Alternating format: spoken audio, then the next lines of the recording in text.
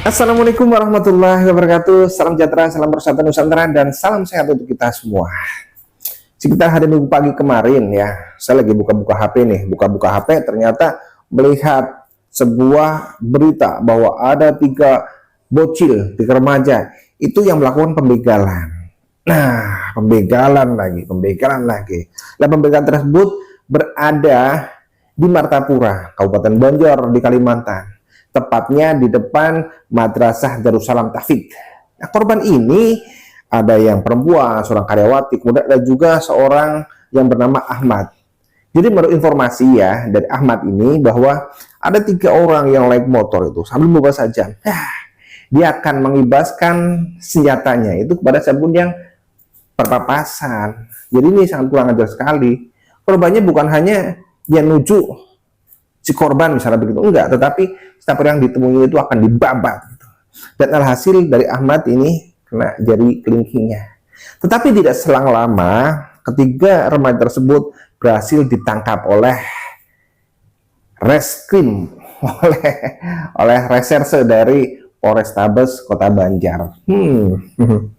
Ya sebenarnya saya tidak pengen berkomentar untuk masalah ini karena saya anggap bahwa kejadian seperti ini ya, pembegalan itu lagi marak di Indonesia, mulai dari kalangan kelompok-kelompok bawah ya, orang-orang susah, sampai dengan kelompok atas, orang-orang elit, kemudian sampai kelompok-kelompok anak-anak aparat begitu, sampai dengan anak-anak yang dari orang tuanya berlatar agama ya.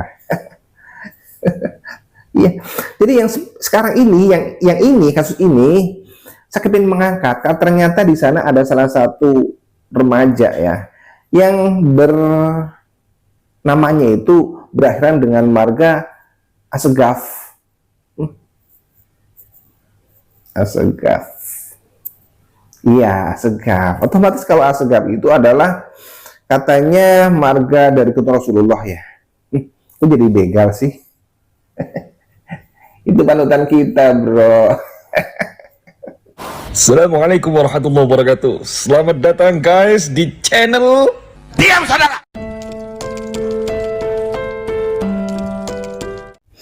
Iya, jadi berita tersebut sudah menyebar kemana-mana. Tapi saya berharap berita ini bisa menyebar ya sampai di kalangan para kaum agamis begitu. Ya maksudnya lebih kepada para muhibin gitu kan. Iya. Jadi kalau saya lihat di sini ya bahwa kenakalan-kenakalan semacam ini itu tidak terpaut hanya dari orang-orang susah, orang-orang yang dari kalangan preman begitu, bapaknya preman kemudian anaknya jadi begal, nggak begitu kok. Dari kalangan orang susah oke, karena alasan ekonomi. Dari kalangan anak pejabat oke, padahal secara materi kan tidak kurang, tapi karena iseng ataupun karena wah bapak saya ini kan pejabat gitu, pasti akan aman gitu. Sehingga pelampiasan karena kurang perhatian bahkan seperti itu. Kemudian ada juga yang dari kalangan-kalangan agamis, dia seperti ini. Kelompok orang yang bernama atau bermarga Asegaf itu tentunya bukan kaleng-kaleng, bukan orang biasa, tetapi lebih kepada ahli religi gitu. Ya karena sudah terlabel bahwa Asegaf itu adalah salah satu marga atau Rasulullah. Dan bagi beberapa orang atau banyak orang atau semua orang, khususnya para muhibbin habaib itu akan meyakini bahwa kita harus menghormati Habib, sebangsat apapun Habib. Artinya di sini ya, pelaku yang bernama Muhammad Sehan Idrus Asegaf itu adalah orang yang harus kita hormati, walaupun jadi begal.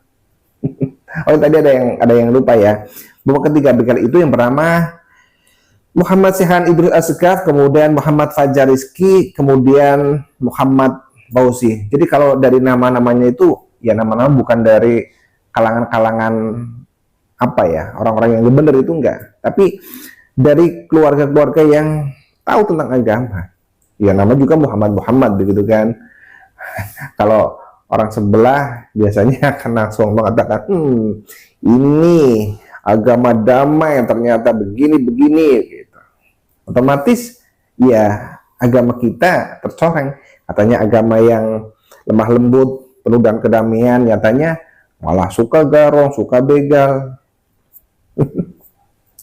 Tapi hal yang menarik di sini adalah untuk Muhammad Sehan Idrus Asegaf ini adalah seorang yang bermarga Asegaf. Iya, keturunan Bali yang di Indonesia ini diyakini oleh beberapa orang, beberapa kelompok atau semua kelompok muhibbin, ya budak. Dia ini adalah keturunan Rasulullah. Keturunan Rasulullah yang harus kita hormati dan kita ikuti setiap ucapannya, lisannya, kemudian tindakannya. Jadi bagi para muhibbin ya, ketika ada seorang Habib, seorang keturunan Rasulullah yang jadi begal begitu ya sebaiknya harus diikuti sih. Demi ngalap barokahnya kata Rasulullah, cucu Rasul begitu ya, kita harus mengikuti jejaknya. Omongannya harus kita ikuti, tindakan pun harus diikuti. Jadi kalau si Syekhan Idrus Asegaf ini jadi begal ya, para muhibbin atau anak-anaknya muhibbin itu pun bisa mengikuti jejak untuk menjadi begal. Karena ketika kita mengikuti tindakan dari Dudah Rasul ya, dari keluarga Balwi ini, maka akan mendapatkan berkah. Iya, akan mendapat syafaat kelak. Iya, ya kata Habib siapa itu, Habib Novel atau Habib siapa itu, Pak Gila atau siapa. Iya, kita harus menghormati Habib, ya sebangsa apapun, karena di darahnya itu mengalir darah Rasulullah yang harus kita ikuti, darah sucinya Rasulullah gitu loh. Makanya kalau kita ingin mendapatkan syafaat Rasulullah ya harus mencintai duriahnya, harus ngopeni, tahu ngopeni nggak? Harus memberikan sesuatu lah, iya, memberikan sesuatu kepada kebutuhannya para habaib. Makanya kalau didawir itu jangan pelit. Kalau didawir minta 10.000 kasih 100.000, minta 100.000 kasih 1 juta gitu. Nanti insya Allah hidup kalian itu akan semakin mambra-mambra. Iya, demi syafaat itu kan 100.000 dapat syafaat kan lumayan gitu lah. Ya kan? Iya. Makanya kalau melihat kasus-kasus semacam ini, kadang suka gerah gitu loh. Apalagi mereka yang berlatar belakang agamis, kemudian dengan tameng saya adalah Dudah Rasul begitu, mungkin dari si Syekhan Idrus Asegaf ini, dia meyakini mungkin karena saya kan Dudah Rasul, maka tidak ada kesalahan buat saya. Polisi pun kalau polisi ini juga jadi budak begitu kan juga akan ya dimaafkan, kasus ini akan diuapkan begitu saja. Ya seperti Bahar gitu kan, Bahar Rizik gitu bolak-balik masuk ke penjara itu kan hanya ya begitulah. Apalagi kasus-kasus hanya begal seperti ini, itu kasus-kasus receh kok. Masa Dudah Rasul mau dipenjara gitu kan gak etis. Nanti polisinya jadi polisi yang kurang ajar, polisi bisa kena kualat nanti polisinya. Kemudian dari pola asuh mungkin ya, pola asuh orang tuanya, ya pola asuh dari para habib-habib yang sudah biasa yang menceritakan dan mencontohkan bahwa kita di Indonesia ini adalah majikan para budak-budak lokal gitu, budak-budak pribumi, sehingga dengan kebiasaan hidup yang sering dimuliakan, dicintanya, diminta barokahnya, sehingga mereka besar kepala. Dengan melakukan hal sekonyol ini, itu mungkin akan dianggap sebagai, oh terserah gue dong, gue kan cucu Rasul. Gue aman-aman saja. Karena ketika saya melakukan kesalahan dan dosa-dosa seperti itu, ada kok yang menjamin dari saya, Rasul Muhammad yang akan menjamin. Dan mereka membegal ini ternyata adalah untuk memenuhi kebutuhan mereka. Kebutuhan apa coba? Kebutuhan beli minuman keras, beli obat-obatan terlarang, beli narkotika begitu. Iya, jadi mereka merasa aman karena kesalahan dan dosa mereka yang ditanggung oleh Rasulullah. Aman gitu kan. Api neraka nggak bisa nyenggol. Bahkan dari Habib itu, api neraka saja kalau tidak malu pada Tuhan, api neraka akan saya padamkan. Wah, kan ngeri gitu.